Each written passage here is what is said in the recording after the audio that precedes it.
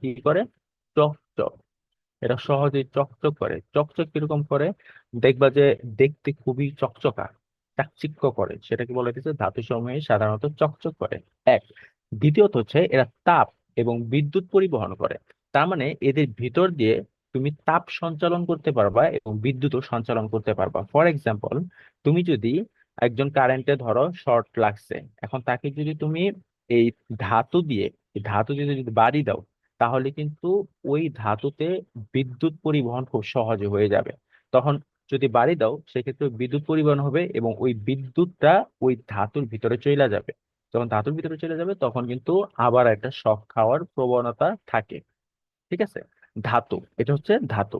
তার মানে ধাতু সবসময় চকচক করে, এক নাম্বার বৈশিষ্ট্য। সেকেন্ড বৈশিষ্ট্য কি? এরা বা এদের শরীরের ভিতর দিয়ে তাপ এবং বিদ্যুৎ কি করতে পারে? সহজেই চলতে পারে।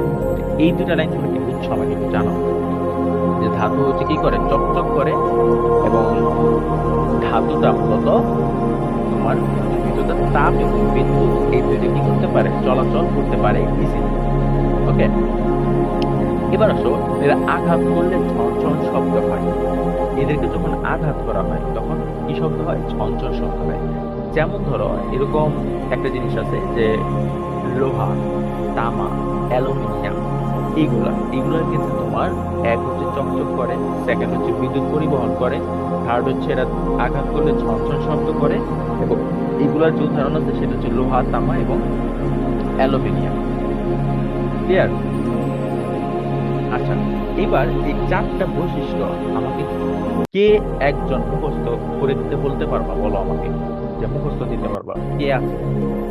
এই চারটা বৈশিষ্ট্য আমি আবার বলি। এক হচ্ছে তোমার কি করতে পারে? এরা হচ্ছে সাধারণত চকচক করে, এরা তাপ এবং বিদ্যুৎ পরিবহন করে, এরা ঝনঝন শব্দ করে, এবং এগুলোর উদাহরণ হচ্ছে লোহা এবং তামা। আচ্ছা, দুইজন আমাকে এখানে আহ মানে এই দিচ্ছে আর কি, দুই তিনজন কি বলতে রাইট করছে। হ্যাঁ, তার মধ্যে আমি একজনকে দিয়ে দিলাম, সেটা হচ্ছে ফায়াজ। তুমি আমাকে বলো, ফায়াজ আমির, তুমি আমাকে বলো যে আসলে